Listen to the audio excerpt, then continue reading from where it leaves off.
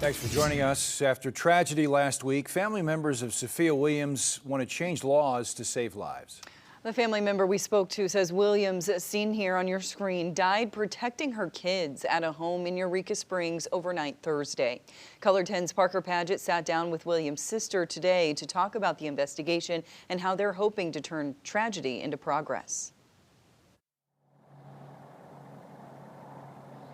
Yeah, when we spoke to Callista Abernathy, she said she wanted to make sure what happened to her sister's significant other, as well as Troy Huffman and Aurora, never happens again. Now, she's hopeful for justice and also some change. Sophia was literally the best person. Callista Abernathy says she's focusing on the good her sister Sophia Williams brought to the world. My sister loved saving anybody, kids. She was so good. My sister literally died from saving a child.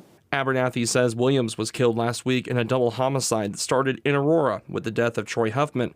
Then police say Taylor Santiago drove to Eureka Springs and shot Williams and her significant other, who is expected to survive.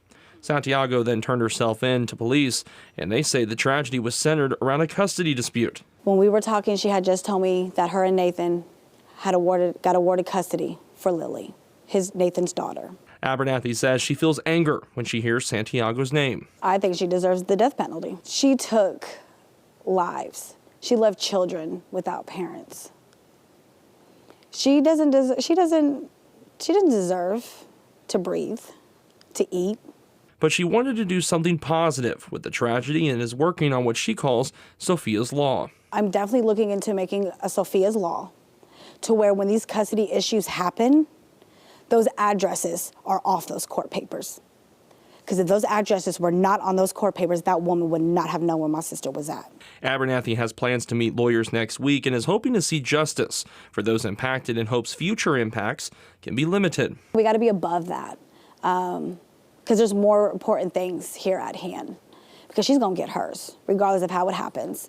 She's going to suffer in some type of way. So I'm going to let that deal with that, and I'm going to deal with what I can deal with.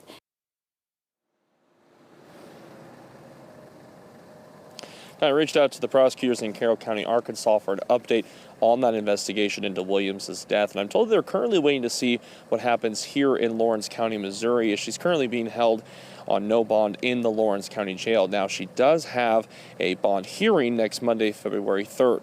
Reporting live in Mount Vernon, Parker Paget, KOLR 10 News.